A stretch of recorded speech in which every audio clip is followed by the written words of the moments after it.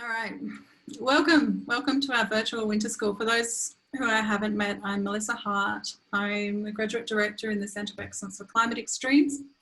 You can find me here on my email, also on my Twitter. We have a hashtag. I like to have a hashtag for winter school, so go for it.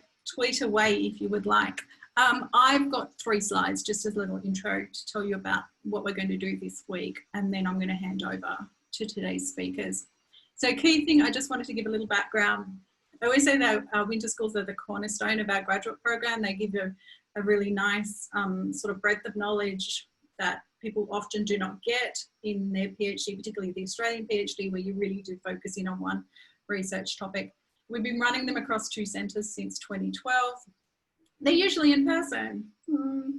This week we're supposed to be at UTAS in person, but unfortunately we can't be this year, but that is fine. Instead we are running a virtual school, which I'm calling the 3 pillars of research and development. So we're doing some science fundamentals for 2 days, and then we've also got some communication and professional development later in the week.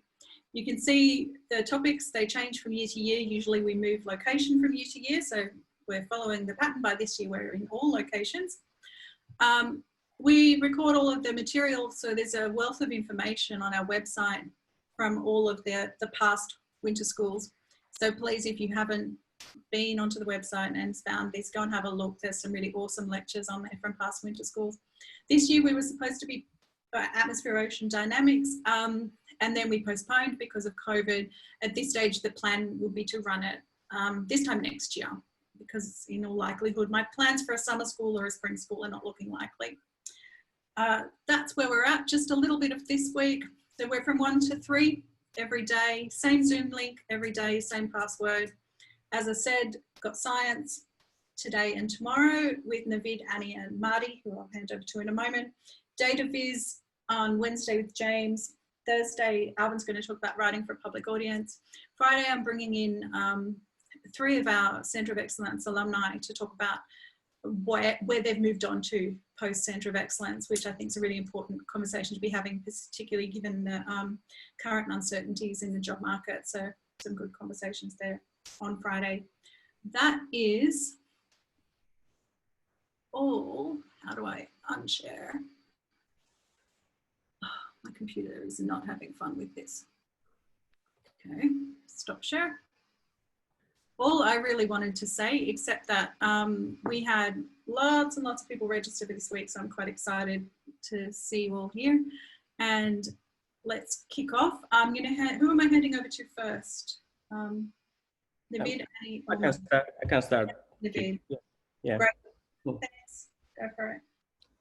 Thanks, Melissa. Okay, so hi. I don't know if you can see me. I'm Navid.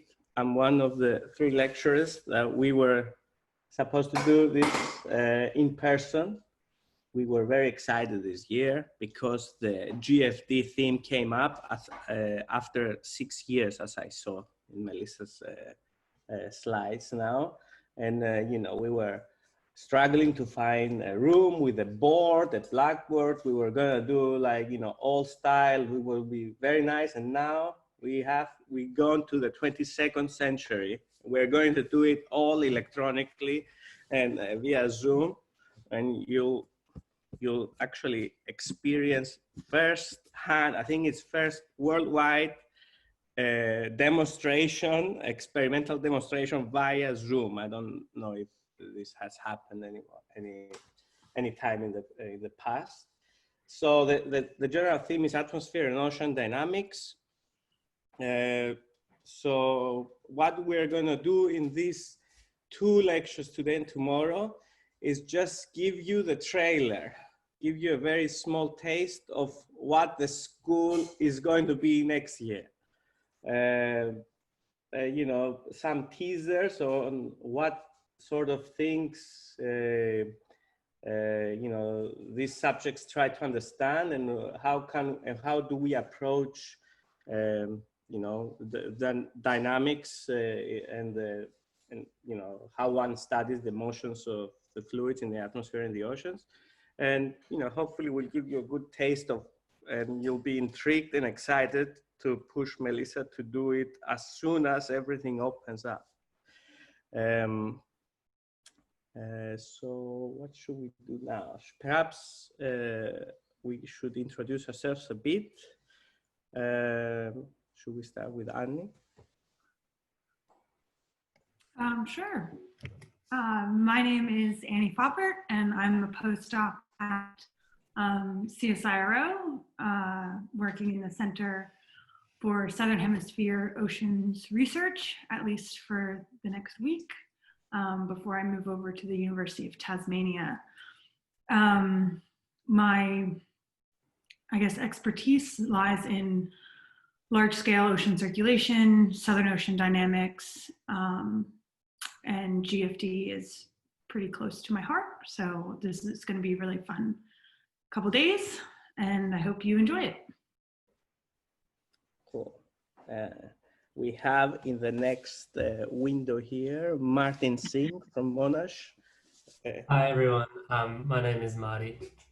You can hear me okay? Just giving you a message that my connection is unstable. So I'm from Monash University. I lecture there in atmospheric science. So I'm an atmospheric scientist, and my kind of primary research interests are in tropical dynamics. So I think about how circulations in the tropics work, both on the large scale, so things like the Hadley cell, which you've probably heard of, as well as at the small scale, so convection and clouds. And in particular, one of the big problems in atmospheric science is how to interact, how do convective scale flows influence the large scale. And so that's something I think about a lot.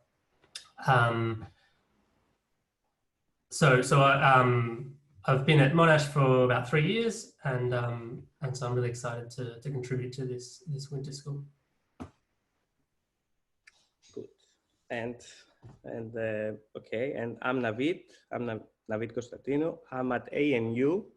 I'm a postdoc at ANU, usually working with Andy Hawk or whoever's around. And perhaps, what am I? I am, probably I'm a combination of Marty and Annie. I did my PhD on atmospheric dynamics and on the dynamics of Jupiter's atmosphere. And then I went to do a postdoc at Scripps Institution of Oceanographer, and since then I call myself oceanographer. So it's like a linear combination. So essentially GFD is what I do also. So yeah, that would be fun too.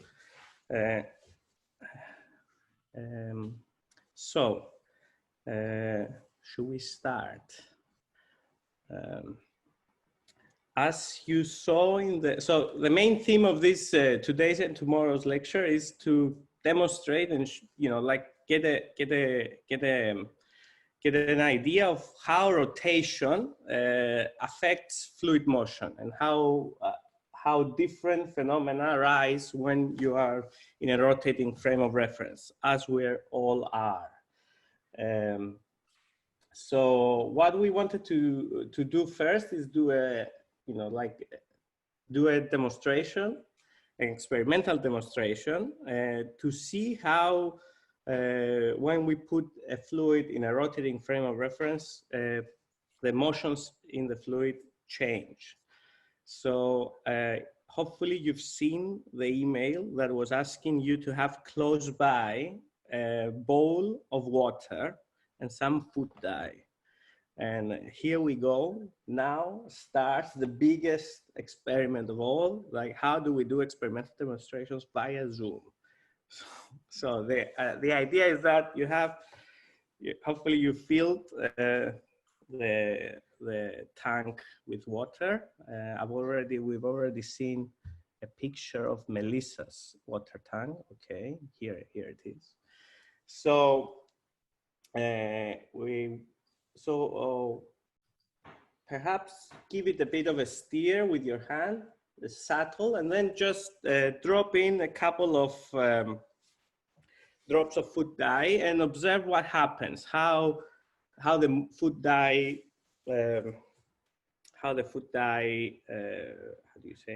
moves around, diffuses in the water. So shall I give you 5-10 minutes to do it? Perhaps we should try to do it here. We have a big bowl of water. someone could just come to my house and open my food dye for me, that would be really helpful. What about Harry? How about... So we'll try to do it here, and I'll try to share the screen with you. And then we'll discuss what happened. And afterwards, we'll do it in a rotating frame of reference.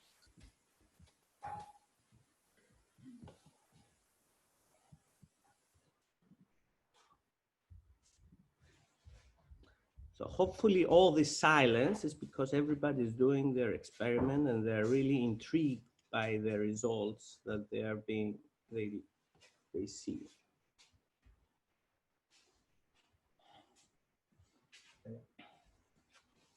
Put it here.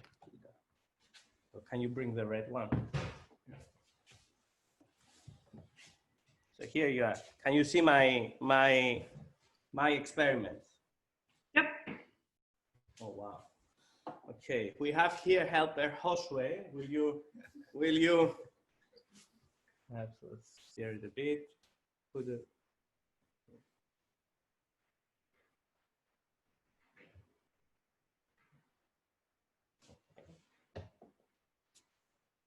Okay. Very nice. Mesmerizing footage. You see essentially, I mean, I don't know. Do you want to describe what I see? I see the food dye diffused and filling up the whole bowl.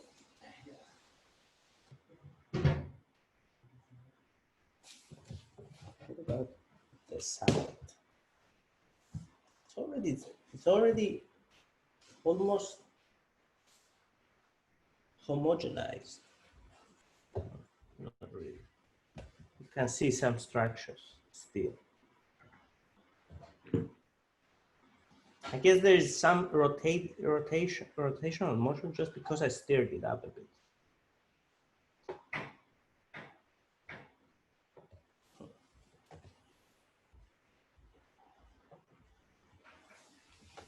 Okay, sorry for the jiggling. Can you hold it?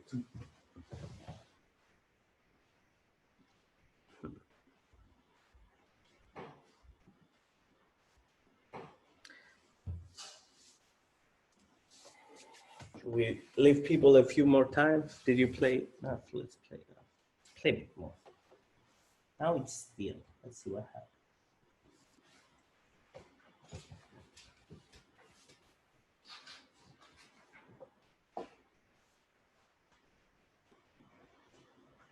Can spend your whole afternoon like this.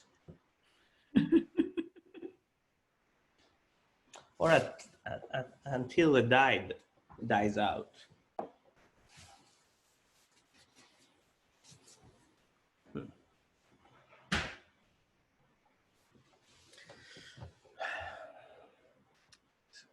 Feels a bit weird, I have to admit, that I'm talking to almost nobody. I don't hear any feedback, but because that everybody is muted and mesmerized by their food dye.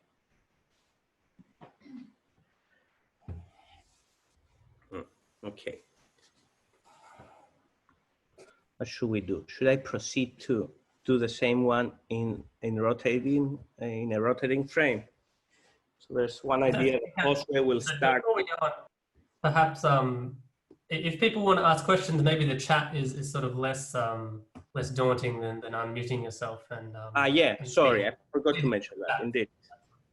Indeed, push questions in the chat, and hopefully, there are some questions in the chat. Well, Maurice is just wanting a drink, obviously. White background, yeah, white background, perhaps that will be indeed helpful. But, oh, wow, indeed, that's a good idea.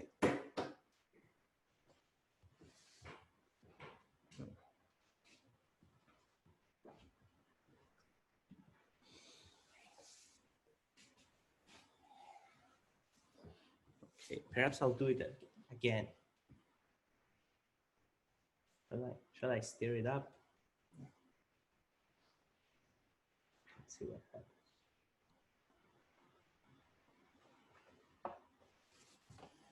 Okay. Hopefully all this is in your memory now, because now we will do it in rotation. So one idea was that Jose will hold the ball and spin. I don't think that will happen.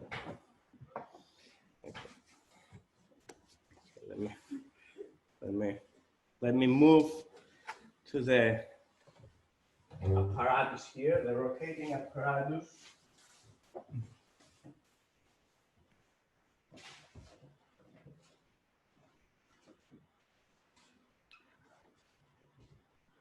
Is it centered?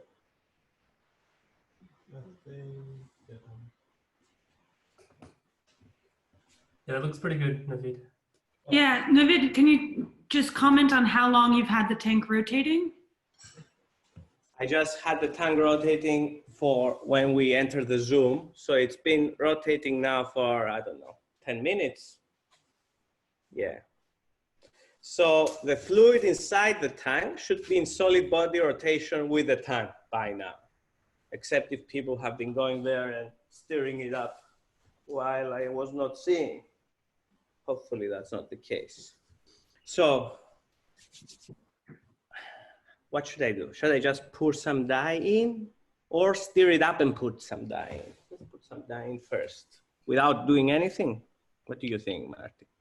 Does anyone have a guess as to what's going to happen? Any of the students? That's a good idea. You can just write it in the chat. Or perhaps all unmute ourselves and see. How it might be different from what we saw in a non-rotating bowl of water.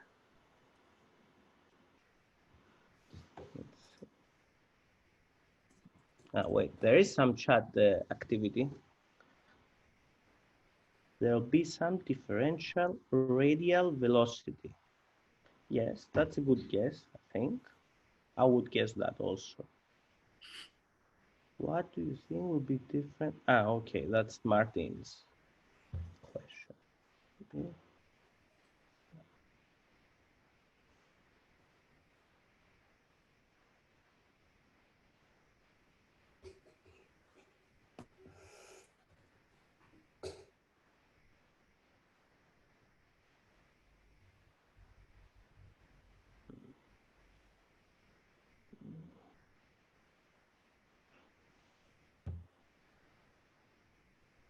Let's see. Felipe says that wherever I put the dye, it will stay there and just spin around. Just only fall downwards. The dye around. Why we don't see any more?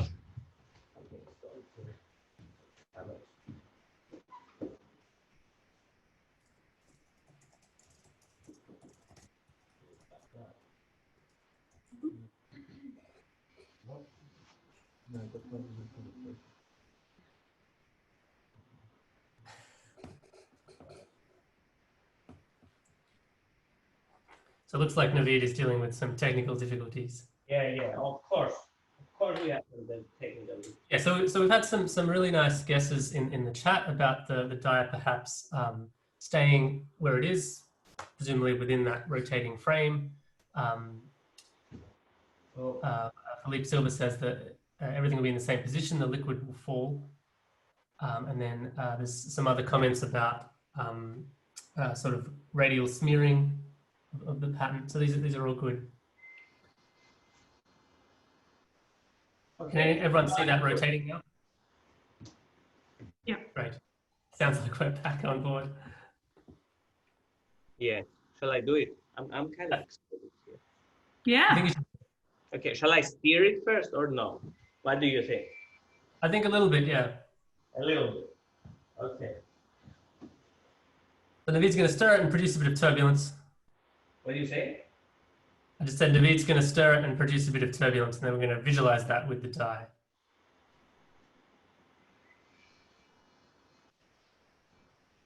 Oh, wow. Well, this is better than my experimental games before. This is amazing. Okay. And now I think we get what Felipe was guessing. This differential. We'll do it again.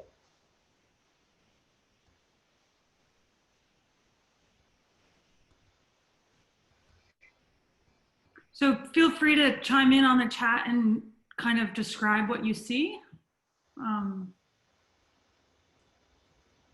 And in particular, how it's different from what we saw previously when it was not rotating.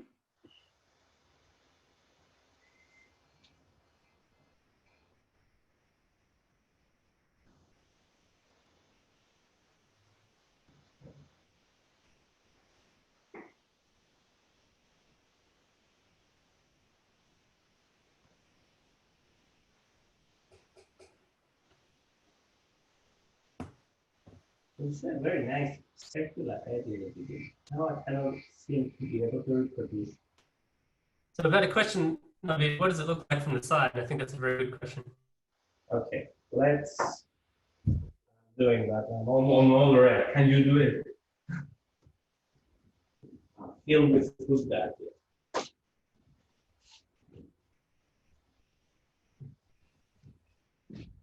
Is it visible? Yeah. The white background here. How about now? Is it better?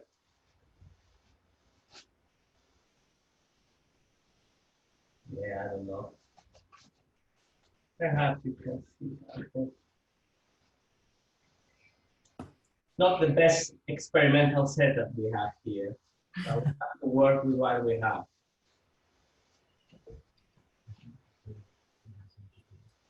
It hasn't? Ah.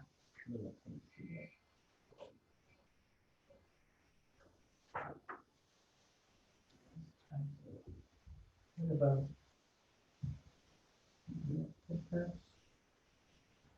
not very clear.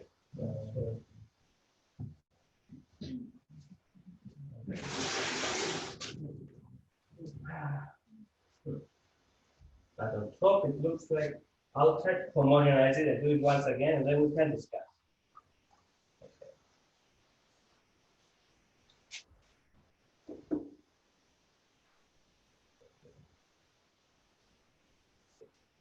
Just clear that.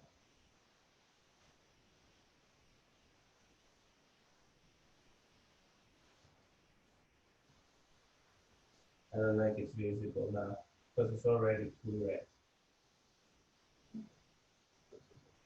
Yeah.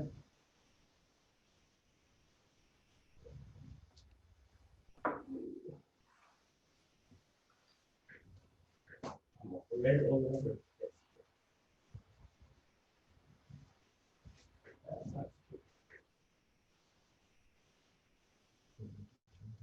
Oh.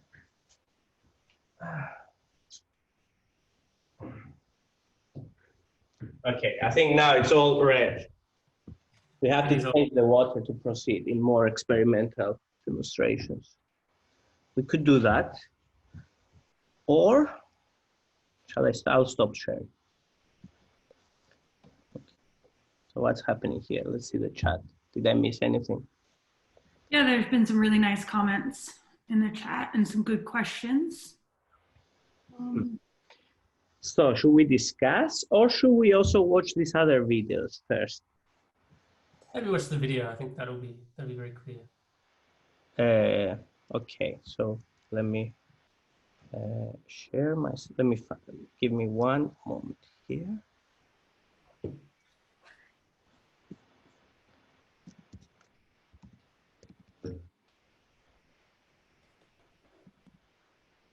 Okay, so I'll share my screen and we'll watch some experimental demonstrations of the same experiments done in MIT. So first, do you see my screen? Yep. Okay, this is a rotating tank, but it's not rotating. So they're doing just steering up and then putting some dye.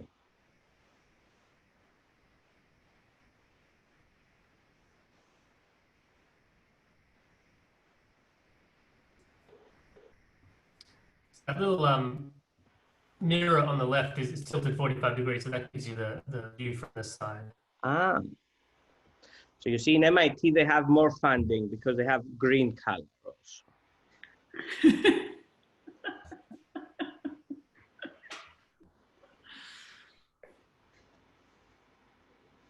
Hopefully something like that is what you saw at home, everybody, when you did it.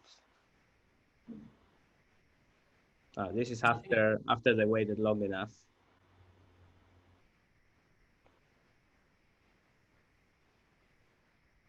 What is this center? That's the center of the tank, right? I think so, yes. Okay. That's nice. So do you want to just go back to near the beginning, Navid, for a moment? Yeah, sure. Just, Where? after they put in the die, I guess. Yeah, let me make it even bigger. Why do I have it this small? Okay. You want to see how deep it goes from this? Yeah, well, I just want people to notice if you look at the view from the side, which is in this mirror, you see how three-dimensional the motion is. So, basically you have Here. parcels of water which carry the dye moving, in all directions and basically diffusing out very much, well, to some extent uniformly in all directions.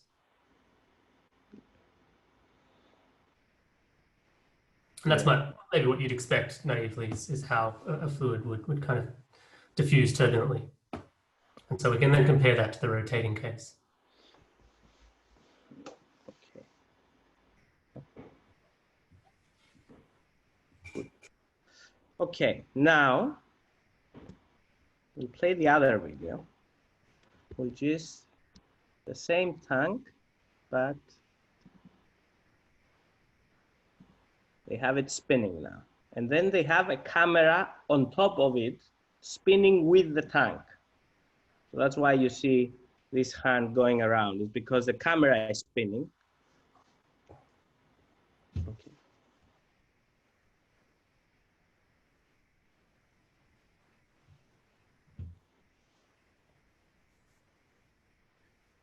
And again, feel free to describe what you see in the chat.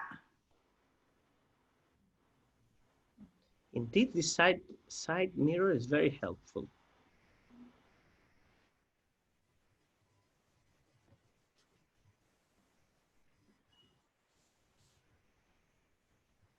Now we have some chat activity, but I won't see it because I'm sharing my screen.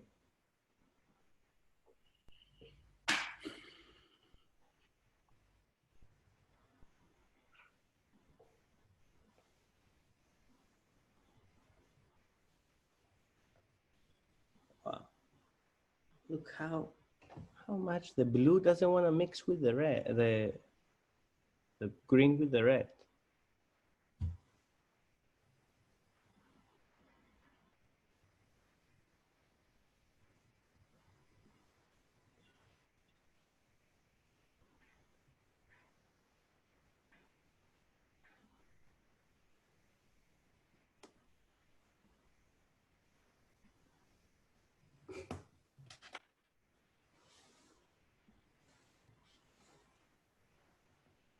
Okay, that's it.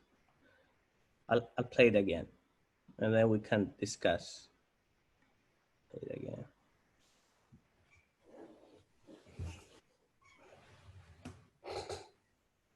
Marty and Annie, can you see the comments in the chat? I cannot see the chat.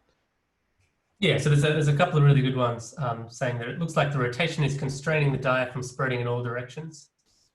And then Julia Nee says the movement seems uniform in depth. Yes, it does, indeed. And there's a question, does the rotating camera record the die pathway?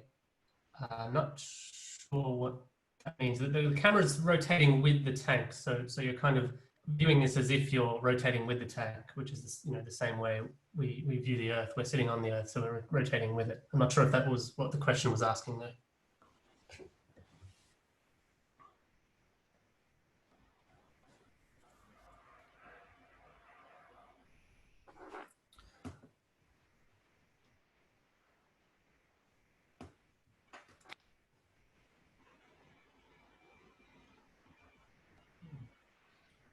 Look at it. This is very, very nice. I can see this all afternoon again. I prefer this rotating one.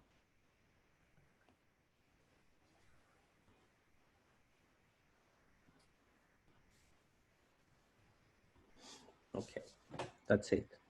We can play it again because I liked it, but perhaps we should discuss. Okay, let's see the chat now. Several clear vortices visible, indeed.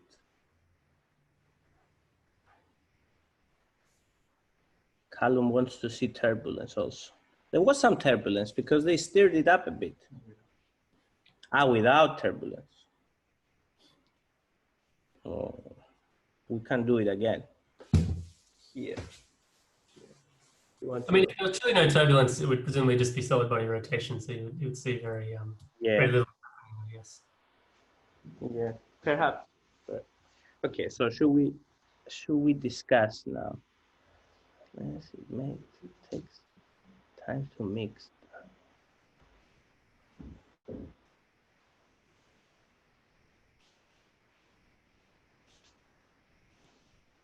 So Felipe says that he thought he would be just this differential rotation only, which probably this is what will happen if nobody steers it up and just puts the die in.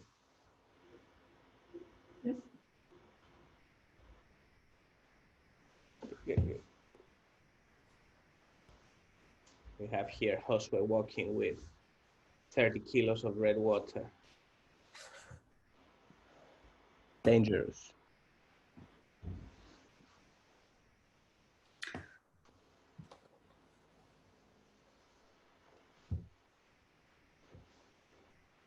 Okay, what shall we do?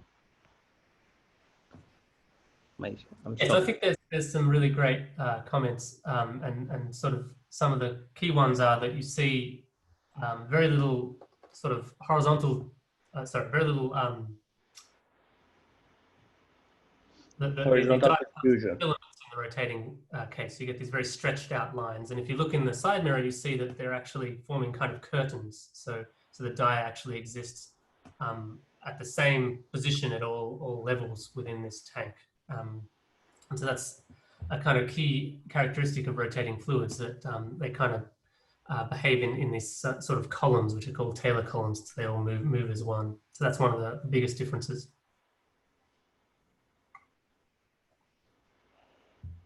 Don't know if we could have seen it here also, but I don't know if it was visible with this. We didn't have this mirror, but at least I could have seen also the curtains here. Fortunately, probably you couldn't. Yeah, and there's also a comment from Joshua that asks, does the rotation make it harder for the fluid to mix? Which you could see in that rotating version of the experiment, where the red and green dyes sort of lined up next to each other, but didn't actually mix together to form the kind of brownish blob that was created in the non-rotating case.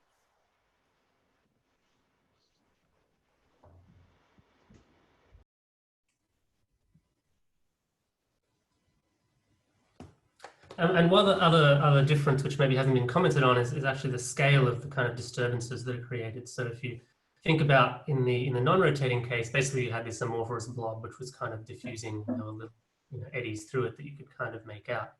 Whereas in the rotating case, there was a big vortex in both our experiment and the video that we played, and so you had this really large scale of the kind of disturbances that were created.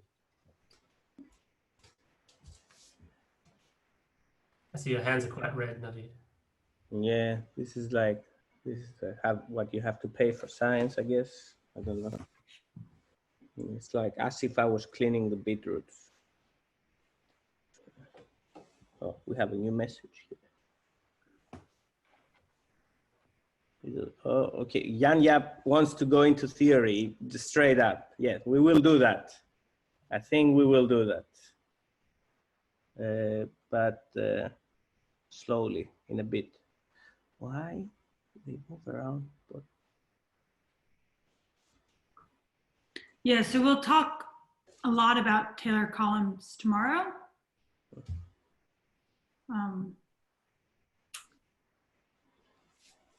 So You see, people are anxious. They want theory. That's good. Okay, so what else? Should I pass over to you, Marty? So should you start discussing? It's up to you. If you're kind of finished, I'm happy to. Yeah. Out of curiosity, how many did the experiment there? Now, how do we get this answer? Perhaps we'll get it later. People can do the thumbs up on there if you don't. Ah, yeah. Oh, I see one thumbs up. Yeah, that was me. Oh, Yeah. oh, yeah. Yeah. Oh, I see thumbs up. There's a few of you. Yeah. Good. If anybody discovered a new phenomenon that we haven't observed here, they should share it. But okay, and Marty, I pass over to you to continue the discussion. And yeah, I'm just going to try and share my screen.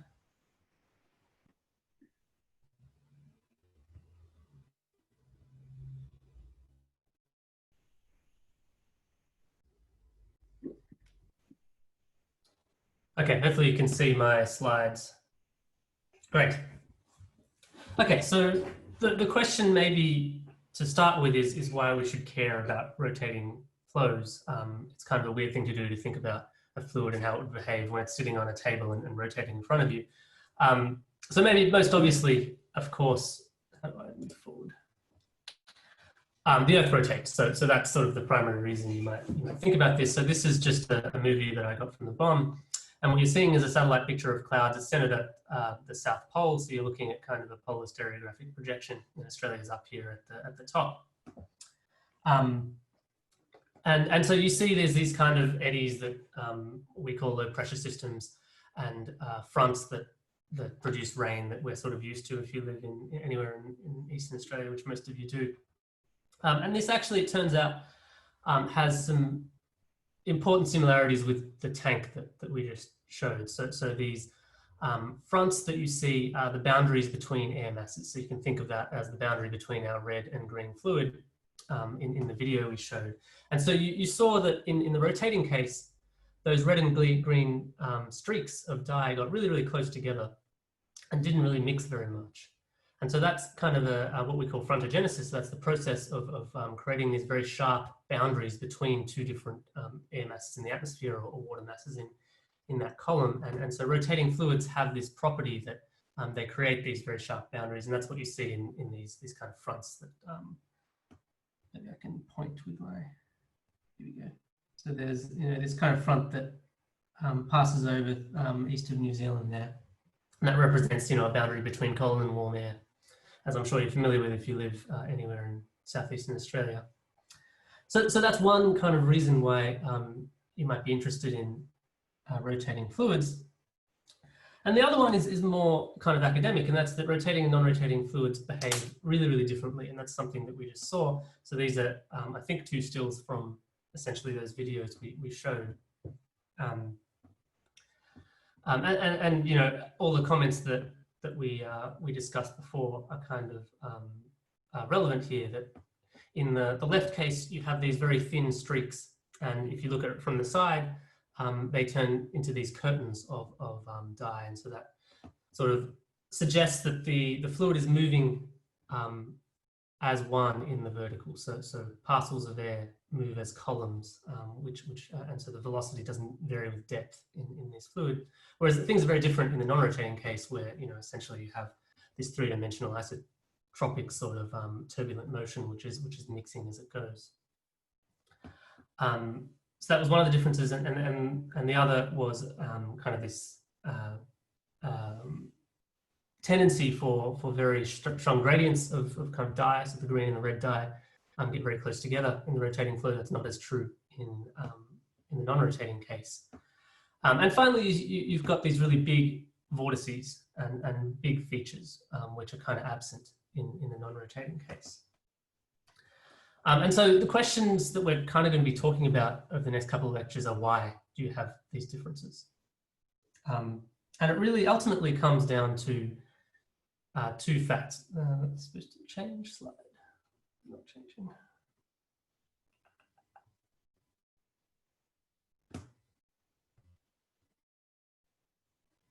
Just try to share that again.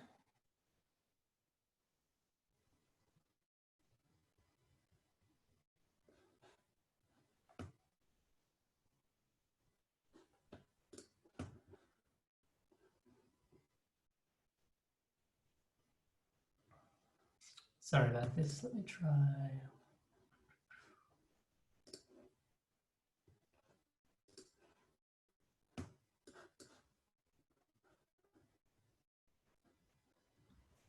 At least it's not only me that had the technical difficulties. Better now.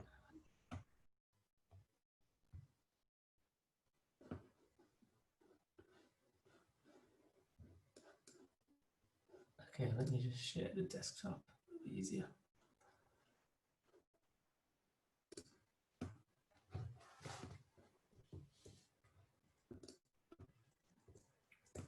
Okay, so the reason for this are really two, what I think are quite amazing facts about rotating flows. And I really, truly do think they're amazing. I think it's kind of up there with, you know, quantum mechanics or general relativity, just these kind of crazy aspects of how a fluid behaves when it's rotating. And the two facts are, the first one is rapidly rotating flows are quasi two-dimensional. And so we're going to talk a bit more about what that actually means tomorrow. But that's kind of what we saw in these curtains forming in the dye. So basically in that tank, the fluid behaved as if all the levels in the vertical moved in the same direction and the same speed. So essentially you could collapse that vertical dimension down to nothing and just consider the two-dimensional flow of the fluid. And so when you have a flow that's rapidly rotating enough, and we'll talk about, you know, what that means a little bit later, the flow becomes 2D rather than 3D.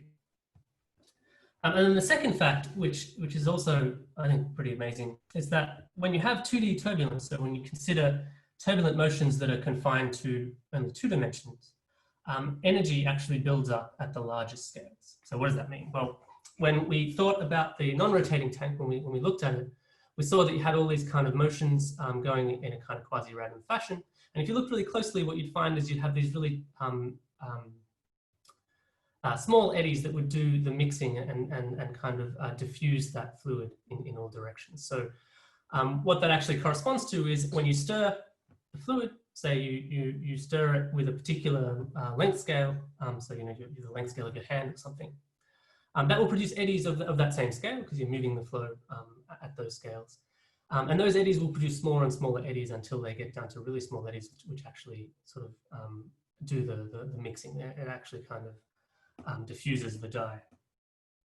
And so in regular three-dimensional turbulence, what we call that is a cascade of energy. You put in energy by, in this case, one's hand at a certain scale, and that energy eventually moves down to the smaller scales, and then that's where viscosity can remove it. In the two-dimensional case, things happen very differently. So you put in energy by Navid's hand at a particular scale, and that energy actually goes to larger and larger scales.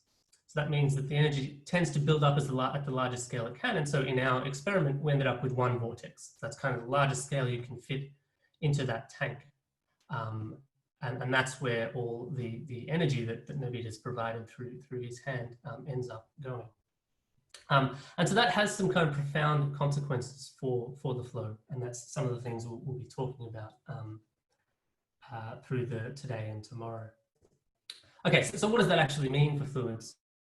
Well, one thing it means is that when we're thinking about rapidly rotating flows, they tend to be dominated by the largest scale. So, you know, no matter where you inject the energy, however you produce turbulence, that energy will eventually cascade upwards to the largest scales. And in planetary geophysical fluid dynamics, that tends to mean that the flows are dominated by things like jets.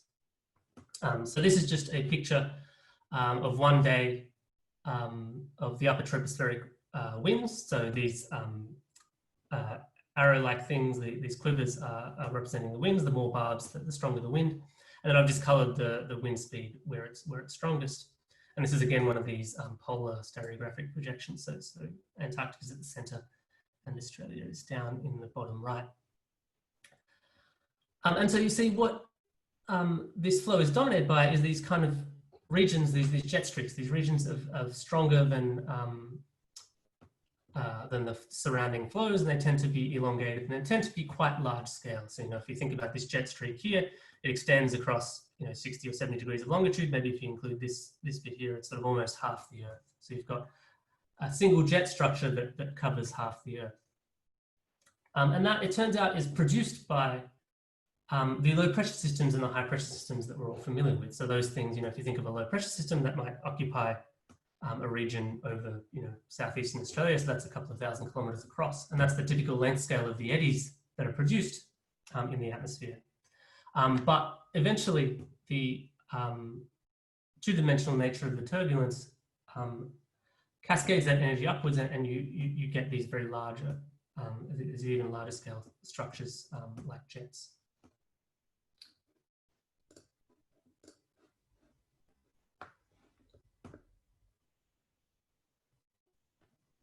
I'm sorry, I'm just looking at the chat to see if there's a question, Martin. I was gonna, there's a please. Challenging question. Ewan asks if when does this idea break down? So he's asking, what about galaxies moving around and in rotation motion? Are they still quasi 2D? That's a good question. I guess I won't even tackle the relativity part of this, but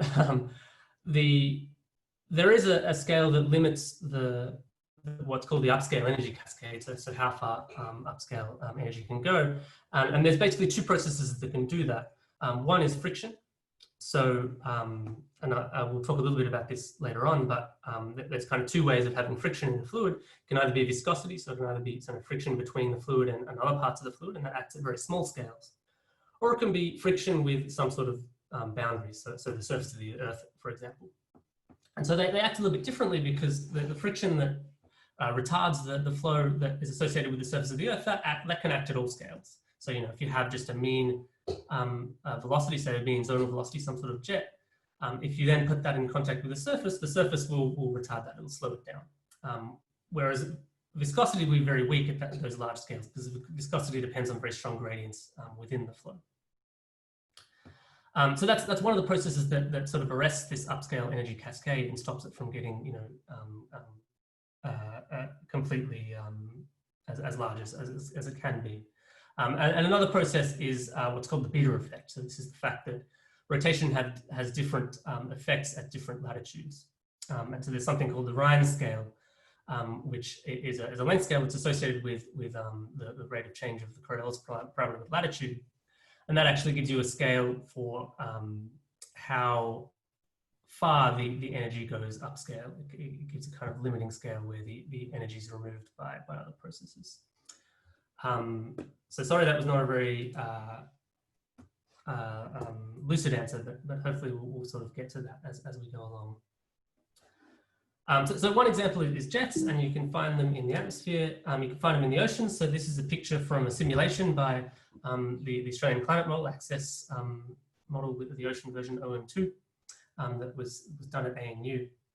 And what you're seeing is just a snapshot of the flow speed in, I think it's near the surface. And so what you see is there's vast regions where the flow speed is pretty low, so the blue and black colors are low flow speed.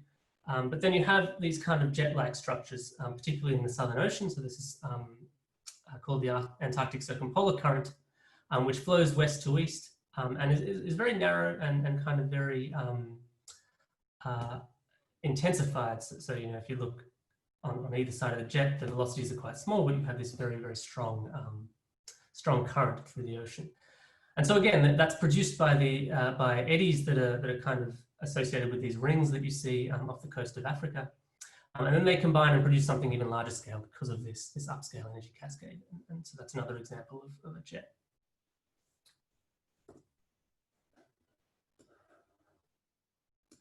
And more generally, we can think of rapidly rotating flows as producing these kind of long-lived coherent structures. So you might think of a jet as an example of that. But another kind of famous example is the great red spot of Jupiter. So this is a picture of Jupiter. And you can see the flow in the upper atmosphere of Jupiter visualized by the different colors associated with different properties of the gas. And what jumps out at you is this huge eddy that exists called the Great Red Spot. And that eddy has existed for hundreds of years. It was sort of observed by Galileo 300 or 400 years ago. And it appears to be kind of quasi-steady, so it kind of exists over a very long time scale. And that the size of this eddy is something like 3 times the size of the Earth. So it's, it's a really large-scale feature of Jupiter's atmosphere. And one way of understanding or thinking about how such large-scale features arise is by thinking about the 2D nature of turbulence on rapidly rotating planets.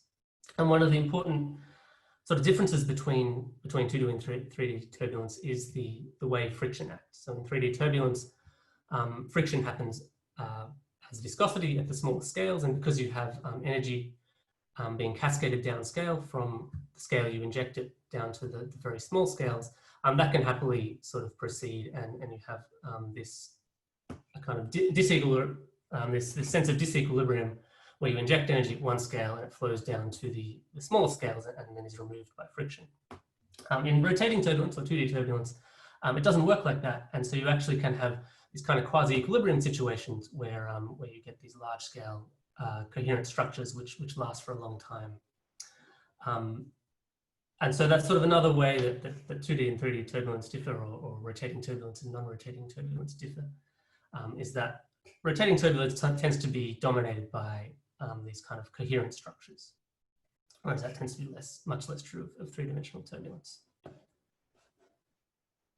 Okay, I see we've got some more chats. Okay, it's just Ewan. Thanks, Ewan. Okay, so that's kind of a qualitative picture of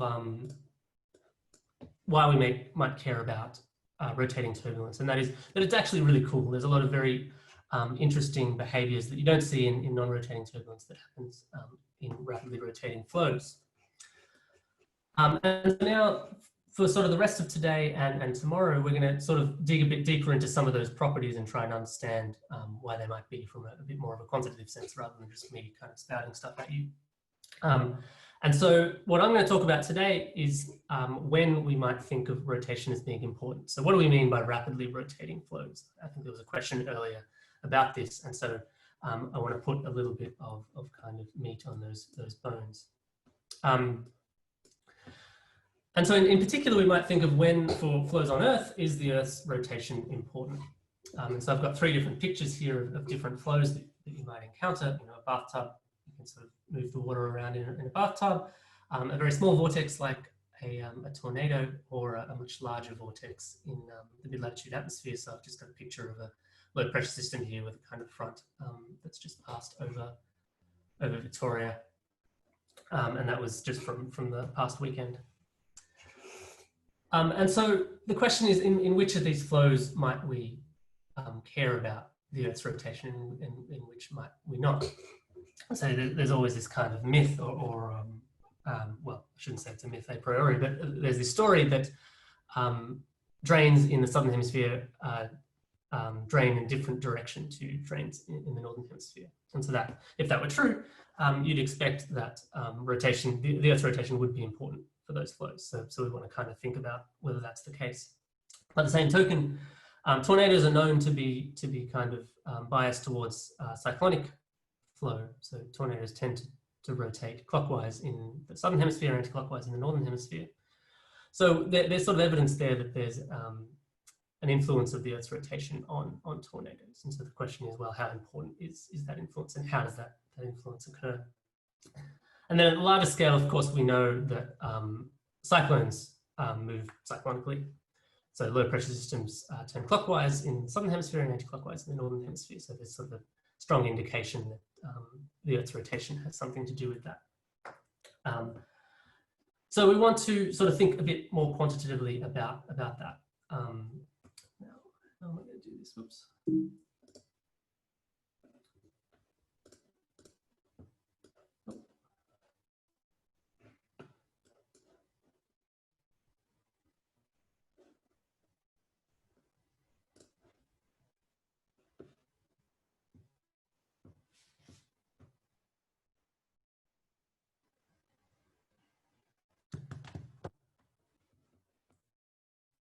Okay, so to think a bit quantitatively, we have to bring in equations, and for some of you that will be sort of a great joy, and for others it might be less of a joy. But nevertheless, that's what we're going to do. And so I'm going to talk a little bit about the momentum equation. And so if we did this for a week, we might spend a bit of time, sort of doing a quasi-derivation of this equation, or at least sort of talking about where it comes from. But since we've only got 2 lectures, we're not going to do that. Hopefully, most of you have probably seen the momentum equation for a fluid before. There's a lot of books that do it. I know the Introduction to Atmosphere and Ocean Dynamics by Vallis is a very good one. There's also some notes on the website of the CLEX website that I wrote for a graduate course that I teach, which also talks about sort of where these equations come from, although it doesn't present full derivations. But here I just want to talk very qualitatively about where they come from. So the equation we're going to use is a momentum equation that's applicable to the atmosphere and oceans. It's basically the Navid and Stokes equations.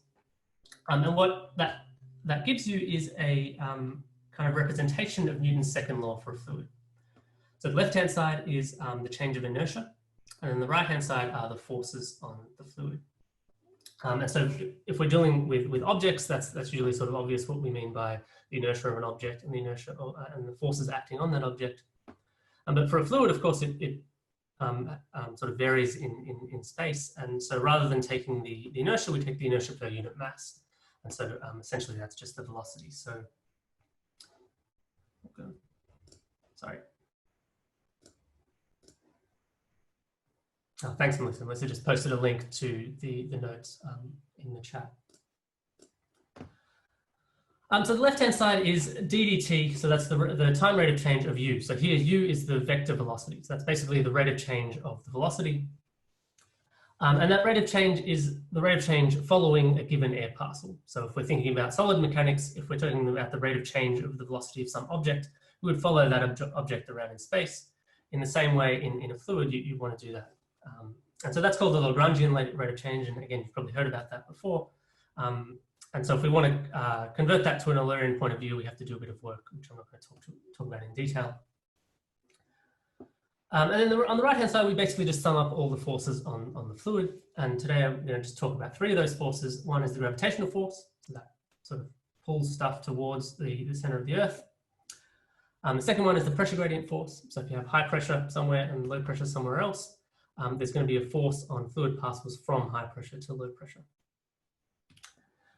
And so P here is the pressure, rho here is the density. And then finally, there's a frictional force. And here I'm representing that as the Laplacian of u times this parameter nu, which is the kinematic viscosity. So that's just a parameter of the particular fluid that you're dealing with. Okay, so that's probably something you've seen before, and that is an equation that's valid for all fluids. But of course, when we're talking about geophysical fluids, we are considering fluids that are in a rotating reference frame. So now we could still use this equation, and then the velocity u would be the velocity of the fluid sort of from some inertial frame in sort of outer space. And so that would be dominated just by the fact that the fluid is rotating along with the Earth. So there'd sort of be most of u would just be the fact that the fluid is rotating around on the Earth, and there'd be a very small sort of component of that associated with motions relative to the Earth. But that's actually the part we're interested in. So instead, what we tend to do is write the equations in a frame that is rotating with the Earth. So we just say, okay, we're going to call the velocity 0 if the velocity is the same as that of the solid Earth. So if we're just sitting here on the Earth, we'd have 0 velocity. So that's a very intuitive kind of way of viewing the fluid. The problem with that is, of course, that's not an inertial reference frame. So you can't just make that transformation without changing the equation somewhat. And so what you end up doing if you go through the mathematics, which I'm not going to do, is you produce some fictitious forces, or some forces that are associated with the fact that you're in a non-inertial reference frame. And in particular, there's two of these. The first one is the centrifugal force. And so this, I've just put a mathematical representation there of what it is. So omega here is the vector rotation vector, and r is the position vector. So that means that this force acts on all objects, whether they're stationary or moving, because it just depends on the position vector. And if you kind of do all the right-hand rules associated with this, these cross products, you find that it's directed away from the Earth's rotation axis. So actually might try and go to my iPad.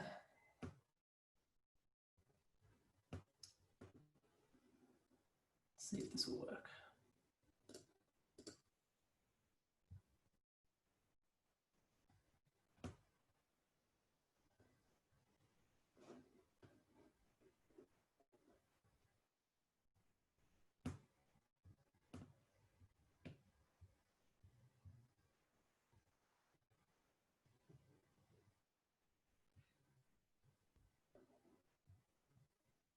Okay, can you see that? Oh, can you see that now? Okay. Now, yes. Now, yes. Excellent. Let me bring my notes up.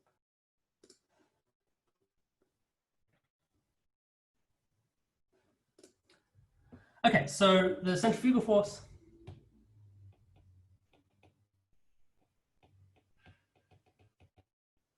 has a mathematical form that looks like this, which is not sort of very illuminating, but what it corresponds to is a force that points outward from the rotation axis. So if this is the Earth and it's rotating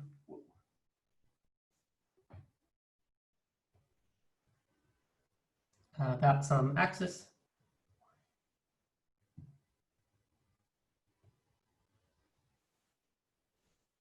and we're sitting here on the Earth, and the centrifugal force will be directly out from that direction.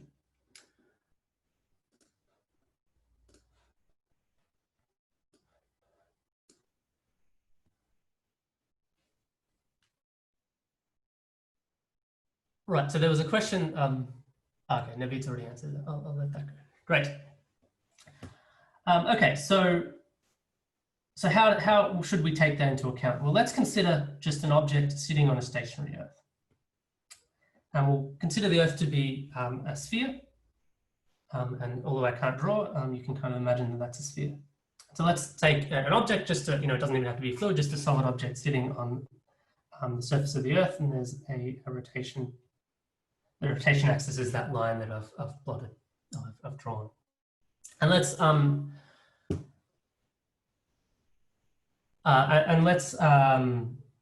consider the forces on this object. So we have basically three forces. We have the gravitational force, which goes to the center of the Earth. So if I draw a line from the center of the Earth outwards, it's directly to the center of the Earth. We have the centrifugal force, which, as I just said, points away from the rotation axis. And we have a normal force, which has to point perpendicular to the Earth's surface, which in this case is going to be straight out because we're on a sphere. And I'll just call that Fn for normal. And so if we are just sitting on the Earth, we expect those forces to be in balance. So we can sort of try and arrange for all those three forces to be in balance. And you see you've got the normal and the gravitational force are exactly anti-parallel. And so that means they can only produce a net force in that direction, either away from the Earth or directly towards the Earth. But now we think about the centrifugal force and we see that as long as we're not exactly at the pole or exactly at the equator, the centrifugal force will actually have a component that is not parallel to those two vectors. So it's not directly away or directly towards the Earth. And so there'll be some net left over parallel to the surface of the Earth, regardless of what the relative sizes of these three vectors are. So because the centrifugal force is the only vector there that has a component that's not directly from the center of the Earth outwards, there's got to be some net force. So we'll call that F net. So that means when we have an object just sitting on this spherical Earth, it's going to be accelerating. And so that is sort of someone sitting on a chair is going to be accelerated sideways and immediately fall over. So the question is, why, when we're sitting on our Earth, do we not experience a sideways acceleration because of this centrifugal force? Why don't we feel the fact that the Earth's rotating in some sort of centrifugal force? Does anyone know the answer or have a guess in the comments?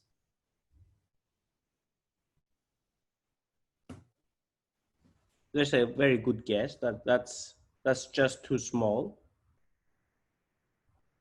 Yep. So Kim Reed says maybe we're just too small. Indeed, that you Yeah. should expect the force to be very large, given the Earth is so big. So maybe we just don't notice it. That's one answer. And we've got a couple of people talking about the shape of the Earth. That seems to be somewhat of a consensus. People are mentioning that the Earth is not actually a sphere.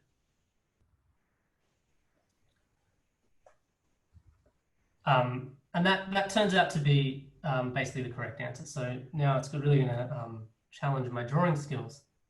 But if we think about, instead of a spherical Earth, an elliptical Earth, which I've obviously exaggerated here.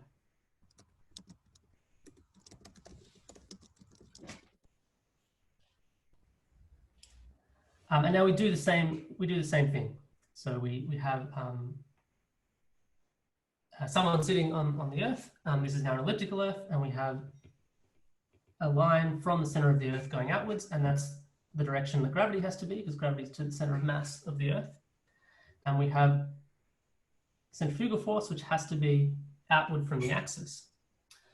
But now, because our Earth is an oblate spheroid, or it's sort of elliptical rather than spherical, the normal force is no longer exactly outward from the center. So the normal force is now going to be something like this, because of that oblateness of the Earth. And so now, if you set those upright, you can actually produce a net zero force. And so our person on the chair on the Earth can happily sit there without being blown off. And so what has actually happened is over millions of years, the Earth, because it's sort of deformable and it's a fluid, has kind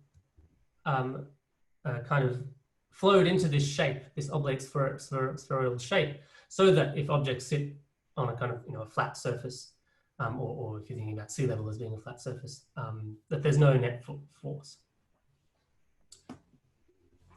And so in the end, then, for any object, the sum of or any stationary object sitting on the Earth, the sum of the centrifugal force, the gravitational force, and the normal force will be zero.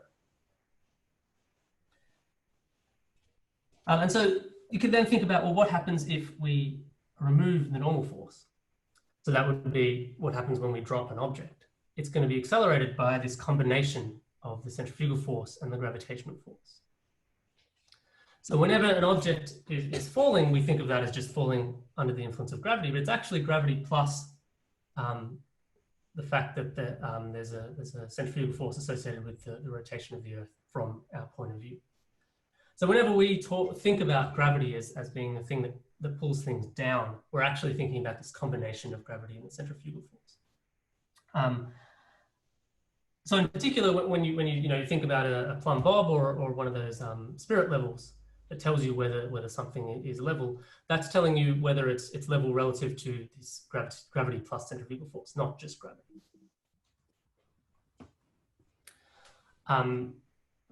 And so in a way, what the question that Callum Nutt just asked in the chat, does the Earth bulge to the extent that the normal and the centrifugal cancel? It's a little bit like that, but instead it's that the Earth bulges such that what we think of as down is exactly equal to the direction of the combination of the gravitational and centrifugal force. So now why am I telling you all this? Because that sort of gives us a way of dealing with this sort of very complicated force or fictitious force that appears in a rotating reference frame. And that is, we can just absorb it into what we think of as gravity. because it acts in sort of a very intuitive way as to how gravity should act. Just pulls us, what we think of as downwards. And so that it tends to be what people do to deal with this. So they consider gravity G, the sort of parameter, 9.81 that everyone knows, as the acceleration due to gravity. That's actually acceleration due to sort of gravity plus the centrifugal force. And then once we absorb it into gravity, we don't need to kind of consider it separately anymore.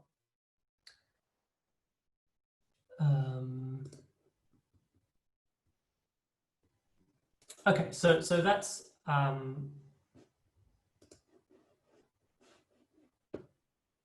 why you might not have kind of thought about the centrifugal force as it applies to the atmosphere before, or the ocean, because it tends to be hidden in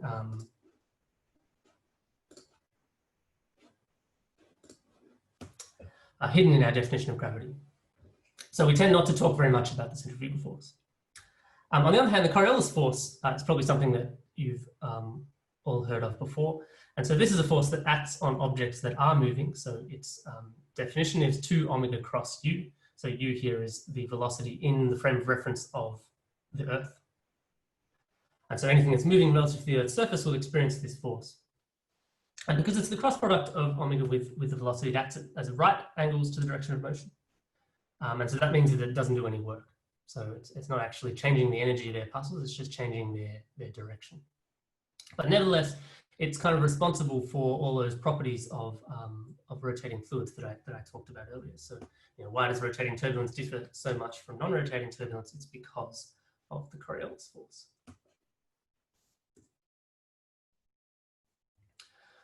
Okay, so let me first go back. So we have this kind of very general momentum equation, which is basically the Navier-Stokes equation. We then put that in a rotating frame, and that gives us some extra forces. The centrifugal force just looks like a kind of alteration to gravity. So we sort of put it in our gravitational force and forget about it. But we have this Coriolis force, which will turn out to be really important. And then what we can do is kind of write these equations in a bit more of a simple form, maybe a more familiar form to a lot of you. And that's the equations that I've written on the slide here. And again, you can go and sort of derive these from the original equations and do some scale analysis to work out which terms you should keep. But for today, I'm just presenting these as kind of a given. And this is in what's called the tangent plane approximation. So if we were doing this on a planet, we want to do this in kind of latitude and longitude and distance from the center of the Earth, and things get very complicated. And it becomes a lot simpler to think about just locally on a small region of the Earth, the x direction as being the direction of increasing longitude, so towards the east, the y direction being the direction of increasing latitude, so towards the north, and the z direction being the sort of local vertical. And so these are the 3 equations that you get from 3 momentum equations. So the first one is for u, so this is now a scalar u. This is the velocity in the x direction, or the velocity in the east-west direction. And the second equation is the equation for v. Then we have, can you see my mouse pointer, by the way? Yeah, okay, great. So then on the right-hand side, we have the pressure gradient force. So that's dpdx for the x direction, dpdy for the y direction. So that's pretty straightforward. And we have this Laplacian, which is the friction term. And the final term we have is the Coriolis term, f times v. So f here you've probably seen before, 2 omega sine phi. So it depends on the latitude we're at. But that's really the difference between the equations when you put them in the rotating frame compared to when they're in the non-rotating frame. So those are the equations we're going to use. And then we have a third equation, which is the vertical momentum equation. But in this case, we don't consider the vertical velocity because it tends to be very small. And we just consider a balance between the pressure gradient and gravity. So that's what's called hydrostatic balance, which I'm hoping most of you are familiar with. And so that's actually a very good approximation for the large-scale flow in the atmosphere and the ocean. And I guess one thing to note is that G here only appears in the third equation, so only the vertical equation. And that is precisely because we've combined the gravitational and the centrifugal force. so that then we can define our vertical as being parallel to that oblate spheroidal Earth. And that means that this combination gravity and centrifugal force only acts in that one direction. So when we split the equations up into three, it's only in one of them. So that gives us a nice simplification. Okay, so those are our equations, and now we want to think about when rotation is important. So when is this term? Marty, yes. Before we move on, there was another question about like in the discussion about which force is real and which force is not real. What about the centripetal force? Is that real? That was right. That's a very good question. So people often refer to the centripetal acceleration, and so that is the acceleration that an air parcel or a solid object, for that matter, has to undergo to maintain circular motion. And so that is, if we think about, I wish this was smoother, but it is not. Stop sharing.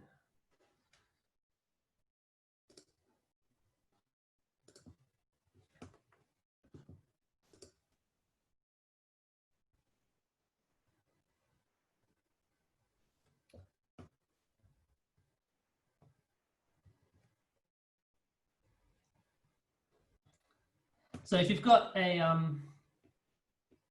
sort of ball on the end of a rope and you're swinging it around, then this rope is going to be in tension. So there's going to be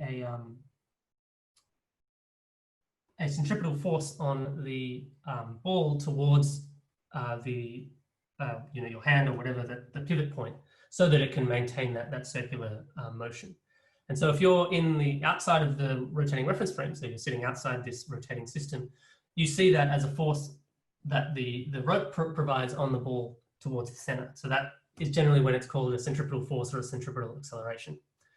On the other hand, if you are inside the rotating reference frame, then you see that the ball is actually trying to pull away from the rope. And so then you think of it as a force associated with just the rotating reference frame away from the kind of pivot point. And so that's when we think of it as a centrifugal force or acceleration. So essentially centripetal and centrifugal are names for the same thing, but when you switch them on different sides of the equation. So if you put the force on the left-hand side, it looks like an acceleration. And then it's called the centripetal acceleration. If you put it on the right-hand side, it looks like a force and you call it the centrifugal force. And to me, both are equally real. So I don't think there's a question of whether one is real or one is not. They're kind of called fictitious forces, but I don't think that's actually very good nomenclature, because if you're in the rotating reference frame, they're as real as any other force. And you might, you can even kind of think about it in terms of general relativity. So in the theory of general relativity, gravity itself is a fictitious force because it's just associated with the curvature of space-time. But of course, in sort of everyday parlance, it doesn't make sense to think of gravity as some sort of fictitious force, in the same way that it doesn't really make sense when you're sitting on the Earth to think of the Coriolis force as a fictitious force, because it sort of has consequences that are as physical as any other force. Hopefully that answered the question and did not confuse you further.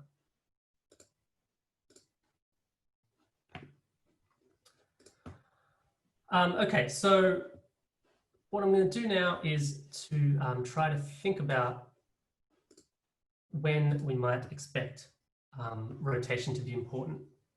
So I'm going to write that tangent plane equation I had again, just the one for the u momentum, so the momentum in the x direction or the east-west direction.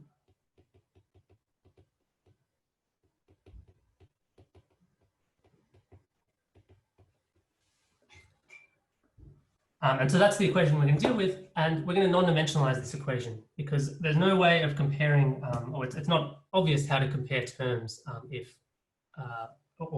something is large or small, if you have it's sort of got dimensions. Is sort of 10 meters large or is 0.01 kilometers large? They're the same thing, but they have very different numbers associated with them.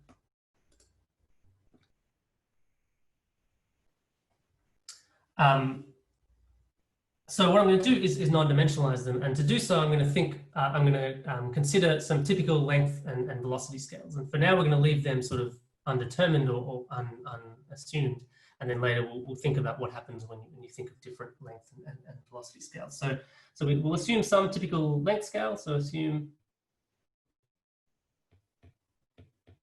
a length scale L, and so that's going to be the length scale of the phenomena of interest. So if we're thinking about flow in a bathtub, that's going to be a meter or something.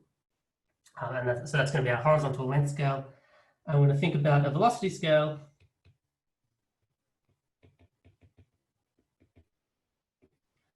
As u, and again, that depends on the particular problem that we're thinking about. But if you're thinking about sort of flow in the atmosphere, you might think of 10 meters per second as a typical velocity.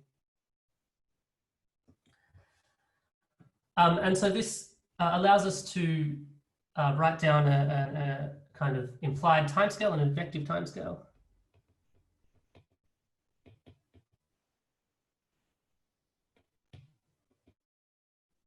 Which will be equal to L on U.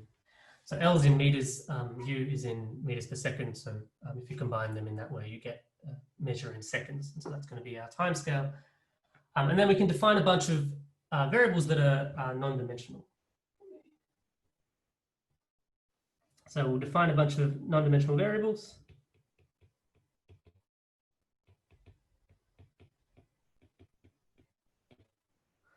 With hats.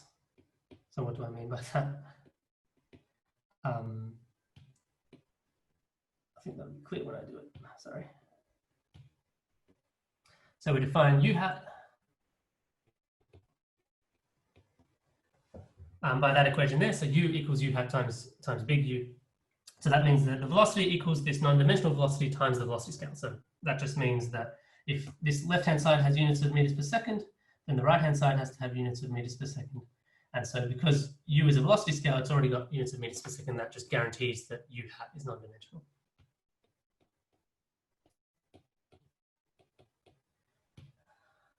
So we can do that for all the different variables. So V is V hat times U. We can non-dimensionalize the time and the space variables.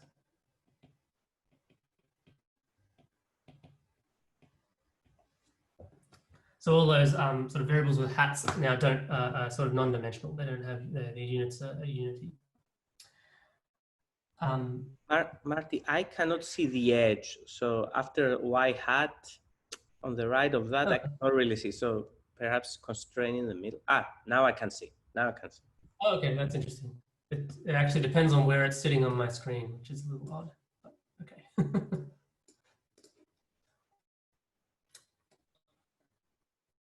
Okay, so then we can substitute those into the momentum equation, which I'll just write down again so that it's a bit easier. U dt equals Fv minus 1 on rho pdx plus U.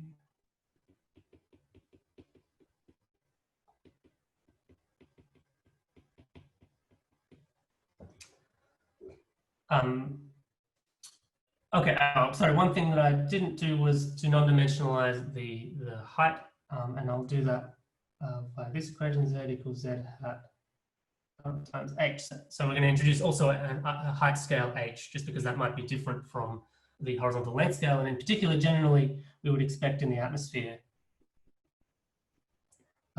h to be, sorry, h to be much smaller than L. Okay, so let's go ahead and do this.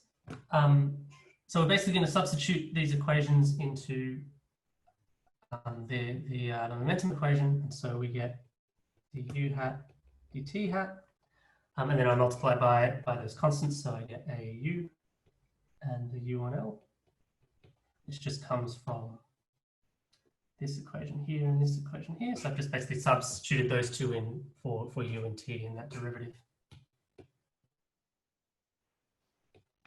And then we get F V hat times U. And now I'll leave the pressure gradient term alone.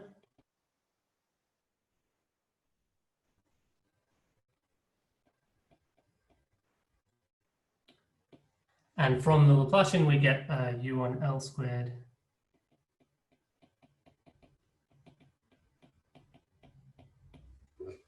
for the horizontal direction, and a new u on H squared. From hats, right? It's yes, sorry, these are hats.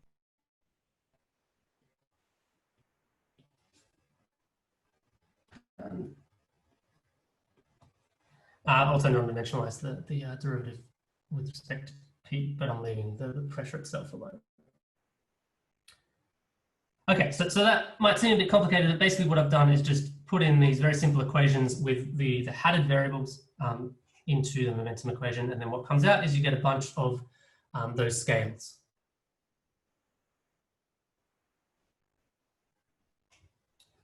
Thanks, Callum.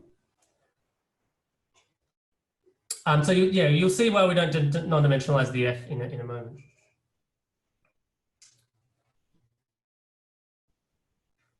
Okay, so there's a few things we can do immediately. One is if we assume that H is much smaller than L, so if we assume our height scale is much smaller than our length scale, then we know that this term is going to be much smaller than this term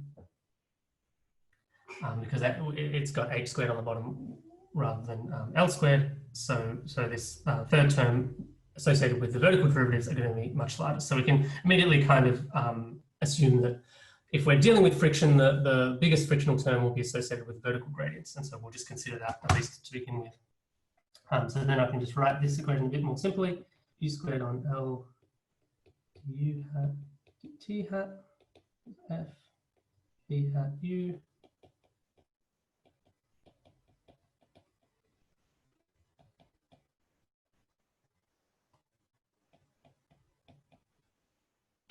should be an H, sorry.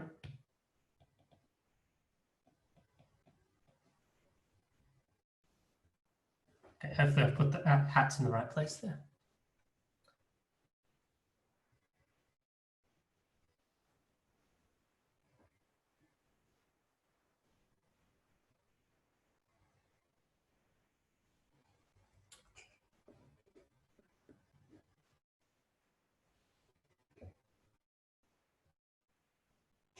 So I have a question about what the value of H refers to. Again, this kind of depends on the problem you're thinking about. If you're thinking about a problem that involves the boundary layer, you might only have H as the depth of the boundary layer. If you're thinking about a problem that involves the whole troposphere, you might think of it as the entire troposphere. So it really depends on what you're considering. Okay, how are we going?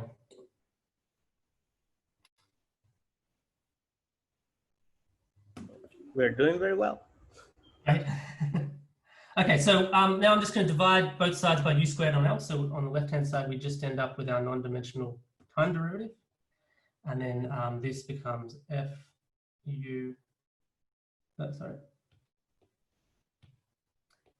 on U, that's right,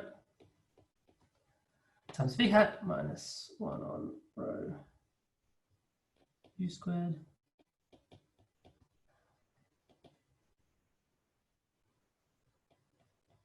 And I'm going to write this in a particular way that you'll see why in a moment.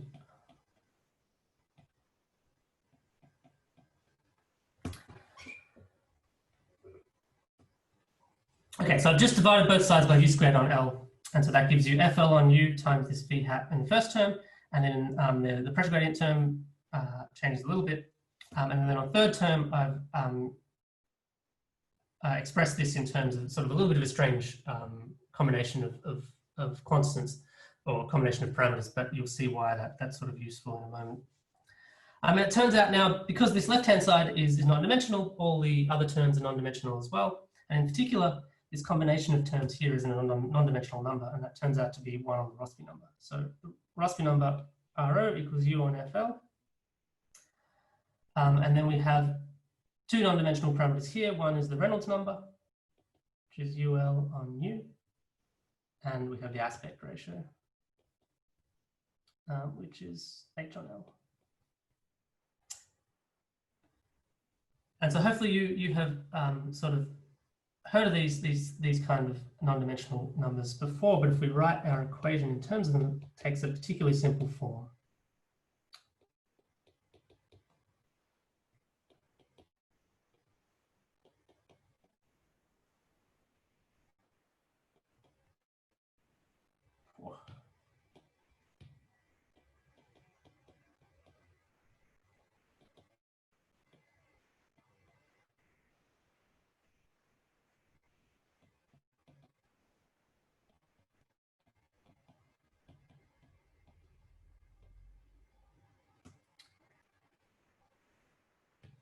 Which is what I've just written down.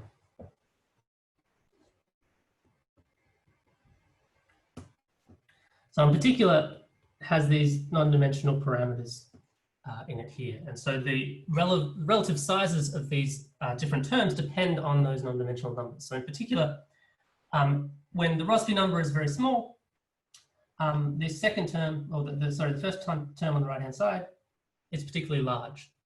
And so that implies that the rotation, so that's the Coriolis force, that term represents the Coriolis force, the rotation is particularly important. And then on the other hand, if the Reynolds number is very small, then the frictional force is very important, or if the Reynolds number is very large, then the frictional force is not very important. So because we've got this equation in non-dimensional terms, we can now think about how different scales of the problem will give different terms different amounts of importance. And so in particular, we know that the left-hand side, because it has nothing multiplying it, is order 1. And then we know the relative size of the frictional term and the Coriolis term because they've got these non-dimensional parameters. And then we assume that in some sense the pressure gradient will sort of balance whatever needs to be balanced. So we kind of always assume that there's the possibility that the pressure gradient force can be important. So with this in hand, we can think about when is rotation important. So when is the Rossby number small and when we need to think about friction. And so that's what I'm going to give you, I think, 10 minutes now to do in breakout groups. So what I want to do is, how many breakout groups do you think we will create? We are 60. I can do 12 at 5. You want 5 in each? About that, yeah. Yep. 5. Okay. So what Melissa's going to do is split you up into breakout groups, and I want you to choose one of 3 different situations, either a mid-latitude cyclone, a tornado, or a bathtub, and I want you to calculate the Rossby number and the Reynolds number for that case that you pick. And then once you've done that, you can kind of discuss whether rotation is important and whether friction is important and what the sort of balance of terms in the momentum equation is. So your task is then to calculate for one of those 3 situations, the relevant non-dimensional numbers. And the second task you have is, if you don't know the other people in a group, introduce yourselves and sort of try and meet each other. So yeah, Melissa, and I think we do that for 10 minutes perhaps.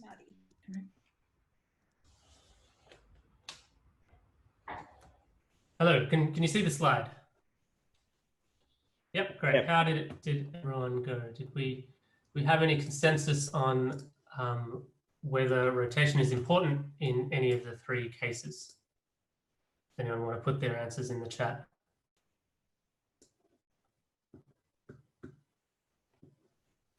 Or feel free to put in the chat what values for the Rossby number you got for those different cases.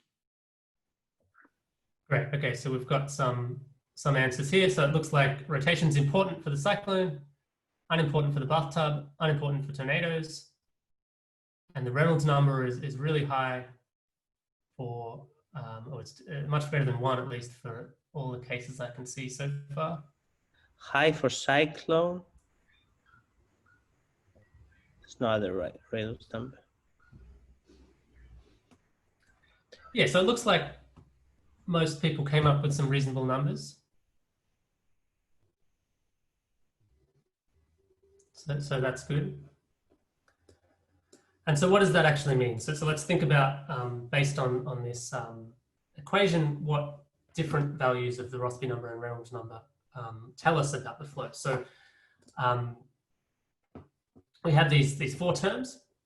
And what we're assuming here is that all the hatted variables are of order 1. So, you know, u hat is something like 1. And the reason we're assuming that is because we've already taken out the velocity scale. So we assume that, you know, we have chosen our velocity scale in a reasonable way so that the velocities in the non-dimensional sense are close to 1. So that means this left-hand side is always of order 1. So that's kind of our starting point. And then we need to compare that to the other terms. So we'll start with sort of if the Rossby number is very large and the Reynolds number is very large, and that means this first term is very small and this final term is very small. So the only one left to balance that order 1 quantity is the pressure gradient. And that is sort of typical of a bathtub. Rotation is not important and viscosity is not particularly important. And so all you've got is kind of this rate of change of velocity. So what the inertia term is balanced by pressure gradients. On the other hand, if we think about a mid-latitude cyclone, I think people have found the Rossby number there was about 0.1. That's sort of the kind of numbers that people seem to be discussing. And so then that's actually much bigger than this inertia term. And so the inertia term is not too important in that case. And the viscosity term turned out to be very, very unimportant because the Reynolds number was very high. And so then we expect there to be a balance between the pressure gradient and the Coriolis term. So this first term, remember, came from the Coriolis force. And so that is what I've written here. And that is something called geostrophic balance, and that's something that we'll discuss a little bit more next time, and you're probably somewhat familiar with it. But where that comes from is actually this scaling of the equation. So if rotation is important enough, if that Rossby number is small enough, then all these other terms, the inertia and the friction, are too small, and so the only balance we can have in this equation is the geostrophic balance, which is the Coriolis force balanced by pressure gradients. So that kind of tells us when we should expect rotation to be important, and it turns out it's basically in large-scale flows on the Earth. So if the flow is too small, if it's at bathtub scale, then rotation is clearly not important. And even if it's at the scale of tornadoes, at least in the momentum equation, rotation turns out to be a pretty small, the Earth's rotation turns out to be a pretty small influence. And so you might then ask the question, why should tornadoes prefer a particular direction, cyclonic or anticyclonic, if they can't really see the Earth's rotation? And that's something I'll leave for you to ponder until next time.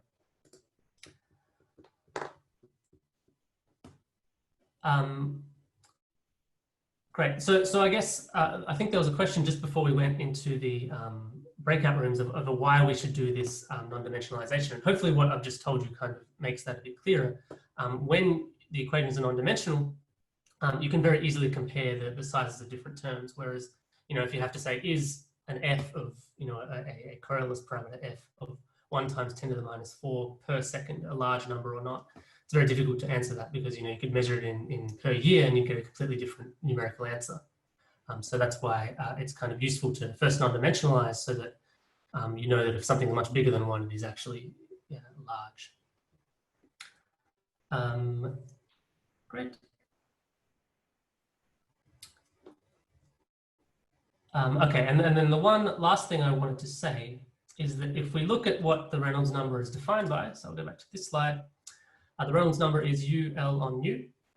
So nu here is the kinematic viscosity, which is just a number, and then U is our velocity scale and L is our length scale. And so when the Reynolds number is very large, friction is not very important. And so if we want friction to be important, if we want viscosity to be important, we need a very small Reynolds number. And so that tends to happen at very small scales. So if L is a really small number, then that will give you a much smaller Reynolds number. And so that sort of gives you a clue as to the fact that viscosity acts at very small scales in the flow. And so that kind of relates back to our discussion earlier on the fact that because energy in rotating turbulence goes to large scales, that changes the way friction can sort of interact with the flow, or changes the role that friction plays. And it's because friction associated with viscosity, so friction associated with different sort of fluid particles rubbing up against each other, really only can be efficient at very small scales when the Reynolds number is small enough. So that's all I had today, and we've got 6 minutes left, so that's good. There was a question, but okay, no, yeah. sorry, finish. No, you go ahead. There was a question before when you were talking about centrifugal forces and this three-way balance. So somebody asked, what if you have a flow on the Earth which creates its own centrifugal force, like I imagine, like an eddy spinning around?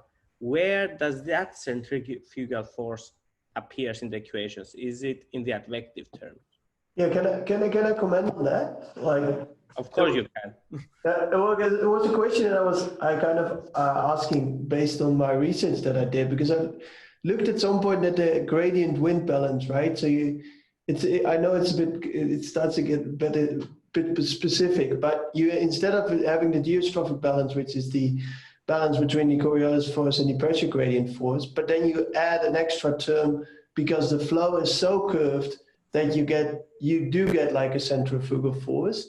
And so where does that term go when you look at the total momentum balance? So when you look at the total momentum balance, that term you never see. Is that like hidden into the effective terms of the total derivative, or where do I find that term? Yeah, I think the answer is yes. It is in the advective term. So something I didn't do here, but if you express the inertia term in terms of Eulerian components, you get a sort of rate of change at constant space, and then you get an advective term, which is u dot grad u. If you've sort of seen that before. Yeah. And that is where that centrifugal term comes from, the kind of one associated with the curvature. Okay. So if you assume a kind of circularly symmetric vortex, and you ask the question, what does the advection do? You can sort of write it in a way that looks like a centrifugal term. Yeah, okay. Okay, yeah, thanks. Yeah.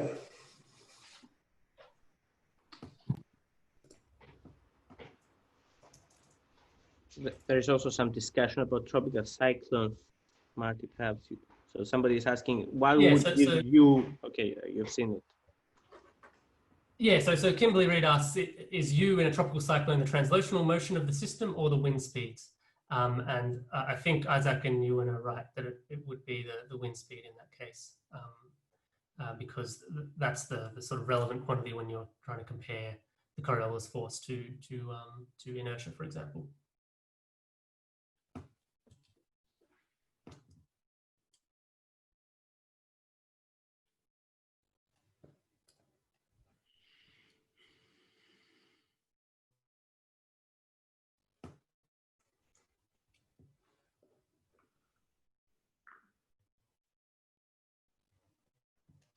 Yeah, so Ewan mentions that if it were the translational motion, you could ask, does the cyclone path bend due to Coriolis?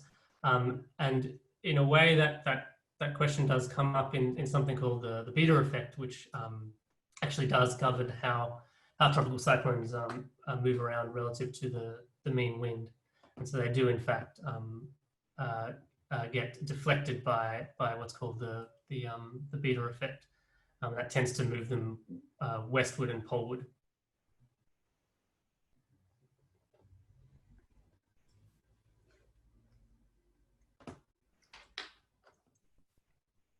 Okay, we're wrapping up for today. We're good.